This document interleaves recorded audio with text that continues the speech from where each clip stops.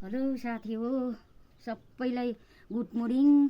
हजुरहरूलाई नि उठिसक्नु होला, म पनि उठिसकेँ। हजुरहरू सबै सन्चै हुनुहुन्छ होला नि त, म पनि सन्चै छु।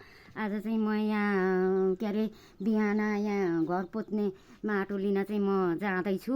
यहाँ अब पुग्न आँटेँ, उसमा खानीमा पुग्न आँटेँ, माटो लिन जाँदैछु म यहाँ आज चाहिँ।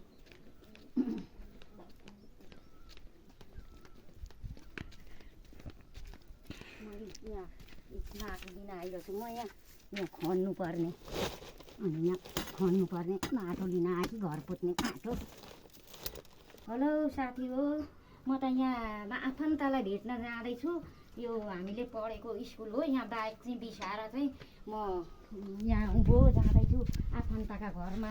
आज पूजा छ, भेट्न म जाँदैछु।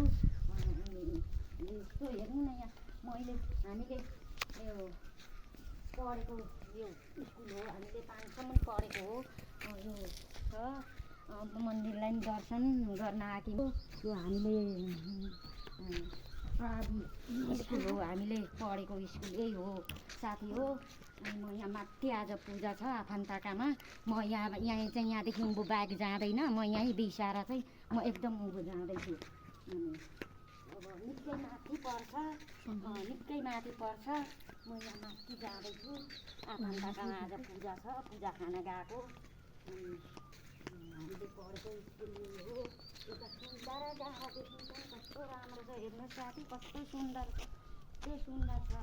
हामीले पढेको अब के गर्ने स्कुल यही हो। अचेल अब हाम्रा दाइ भाइले पनि पढेको यही स्कुल हो। अनि म चाहिँ एकदम दौडेर चाहिँ यहीँ बाइक बिसाएर चाहिँ म एकदम आफन्तका पूजामा म आज जाँदैछु।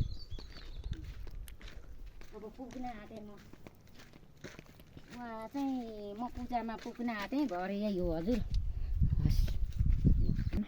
होइन, म त भर्खर पो आइपुगेँ यहाँ पूजामा। आज दाइहरूकामा पूजामा आएँ। उकालो हिँड्दा गलेर तल स्कुलमा ब्याग बिसाएर आएँ।